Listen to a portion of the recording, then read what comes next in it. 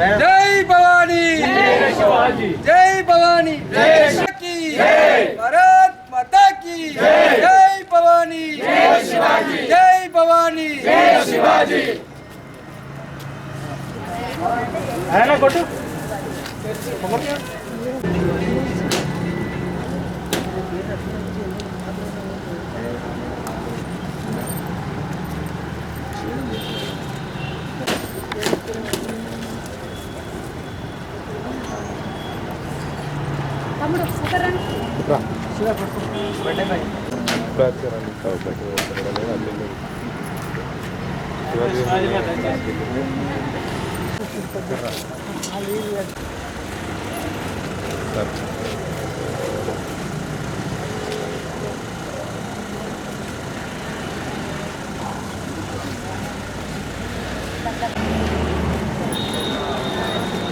जय भवानी, जय भवानी, जय शिवाजी।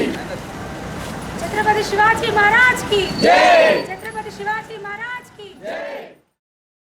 ఈరోజు ఛత్రపతి శివాజీ గారి జయంతి సందర్భంగా స్థానిక మంచినీళ్ళబావి వద్ద ఉన్నటువంటి వారి విగ్రహం వద్ద భారతీయ జనతా పార్టీ రాష్ట్ర కార్యవర్గ సభ్యురాలైనటువంటి మన డాక్టర్ శ్రీమతి భోగ శ్రావణి ప్రవీణ్ గారు వచ్చి పూలతో నివాళులు అర్పించి వారి ఛత్రపతి శివాజీకి పూల నివాళులు అర్పించడం జరిగింది.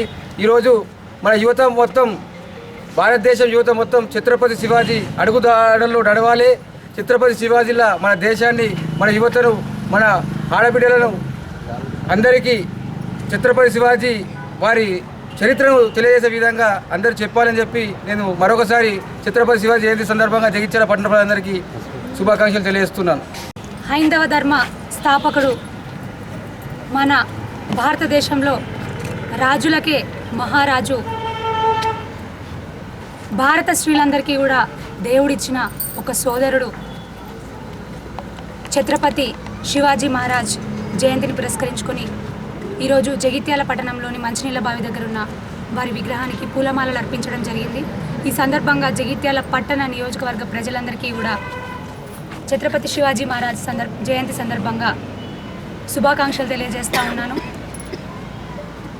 ఈ రోజున ఎక్కడికి వెళ్ళినా కూడా ప్రతి పల్లెలో, ప్రతి పట్టణంలో కూడా ఆ శివాజీ మహారాజ్ విగ్రహం లేదంటే నమ్మశక్యం కాదు. మరీ ముఖ్యంగా యువత, మా యువత తమ్ముళ్ళందరూ కూడా ఎక్కడికక్కడ ఆ శివాజీలో ఉన్నటువంటి వీరత్వాన్ని పుణికిపుచ్చుకొని ప్రతి ఒక్కరూ కూడా హైందవ ధర్మం తిరిగి స్థాపించడం కోసం పోరాటం చేస్తూనే ఉన్నారు. వారి యొక్క పోరాట స్ఫూర్తిని నింపుకొని ప్రతి దగ్గర కూడా వారి ప్రతిమలు నెలకొల్పడానికి ప్రయత్నిస్తున్నారు. వారి ప్రతిమలు నెలకొల్పడానికి కూడా ప్రయత్నించే పరిస్థితి వచ్చింది. ముఖ్యంగా మన తెలంగాణ రాష్ట్రంలో, తెలుగు రాష్ట్రాలలో. ఎందుకంటే ఇక్కడ ప్రతిమ నెలకొల్పినప్పుడు కూడా ఎంత పోరాటం చేయాల్సిందో తెలుసు, తమ్ముళ్ళందరికీ తెలుసు, ఇక్కడున్న స్థానిక ప్రజలందరికీ కూడా తెలుసు.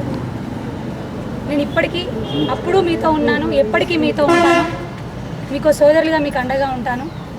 మీరు ఆ శివాజీ పోరాట పటిమను పుణికి పుచ్చుకొని వారు ఆ రోజున మొఘల్ సామ్రాజ్యం ఎక్కడికక్కడ కూడా అన్యాయాలు, అక్రమాలు, మొఘలులు మరీ ముఖ్యంగా మహిళలని చాలా దారుణంగా చిత్రహింసలు చేస్తూ ఒక అంగడి బొమ్మల్లాగా అమ్ముతున్న తరుణంలో శివాజీ మహారాజ్ వీర పోరాటం చేసి వారి సేనలతో, వారి యుద్ధ తంత్రంతో ఇటు మహిళలను రక్షించుకుంటూ, ఇటు మన ధర్మాన్ని రక్షిస్తూ, మన సంస్కృతి సాంప్రదాయాలను, మన హైందవత్వాన్ని పరిరక్షించుకుంటూ హైందవ సామ్రాజ్యాన్ని తిరిగి స్థాపించడం జరిగింది.